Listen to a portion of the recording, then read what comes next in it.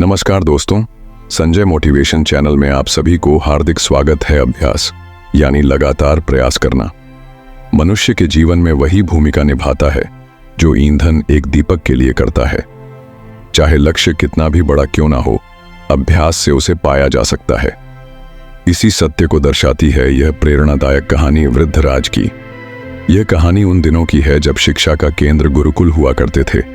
वहां विद्यार्थी केवल पुस्तकों से नहीं बल्कि सेवा, अनुशासन और जीवन के व्यावहारिक पक्षों से भी ज्ञान प्राप्त करते थे।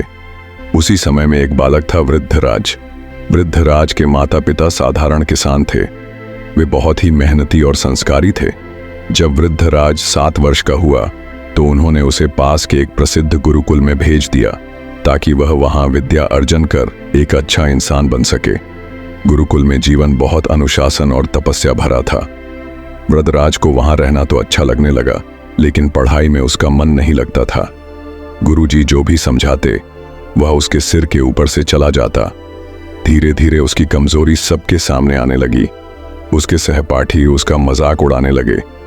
जब सभी बच्चे परीक्षा में पास होकर अगली कक्षा में चले गए तो वृद्धराज वहीं रह गया, असफल और उदास। गुरुजी ने भी आखिरकार हार मान ली।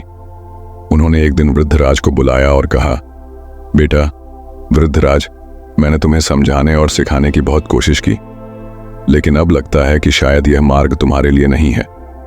बेहतर होगा कि तुम घर लौट जाओ और अपने माता पिता की खेती बाड़ी में मदद करो।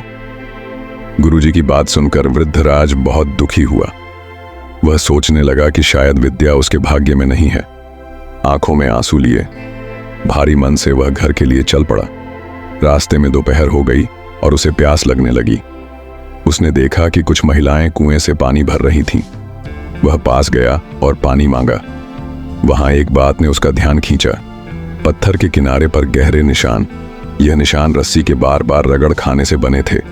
उसने एक महिला से पूछा, माता, यह पत्थर तो बहुत कठोर लगते हैं, इन पर इतने गहरे निशान कैसे पड़ गए? महिला ने मुस्कुराकर कहा, बेटा, यह निशान हमने नहीं बनाए। यह तो वर्षों से इस कोमल सी रस्सी के कुएं से बार बार पानी खींचने से बने हैं। अभ्यास और समय का चमत्कार है यह। इस बात ने वृद्धराज के मन को झकझोर दिया। उसे लगा, अगर एक कोमल रस्सी लगातार अभ्यास से कठोर पत्थर पर निशान बना सकती है तो मैं अभ्यास से विद्या क्यों नहीं सीख सकता? उसके भीतर का आत्मविश्वास जाग उठा। अब वह खुद को कोसने की बजाय सुधारने के लिए तैयार था। उसने ठान लिया कि चाहे जितना समय लगे वह अब अभ्यास से ही अपनी कमजोरी को ताकत बनाएगा। वृद्धराज वापस गुरुकुल आया। गुरुजी हैरान हुए, तुम वापस क्यों आए हो वृद्धराज? वृद्धराज ने विनम्रता से कहा, गुरुवर, मुझे अब समझ में आ गया है कि अभ्यास ही सफलता की कुंजी है। कृपा करके मुझे एक और अवसर दें। मैं पूरी मेहनत और लगन से पढ़ाई करूंगा। गुरुजी ने उसकी आंखों में नया आत्मविश्वास देखा। वे मुस्कुराए और बोले, अगर तुम सच्चे मन से अभ्यास करोगे तो मैं तुम्हारा पूरा साथ दूंगा। इसके बाद वृद्धराज ने दिन रात एक कर दिए।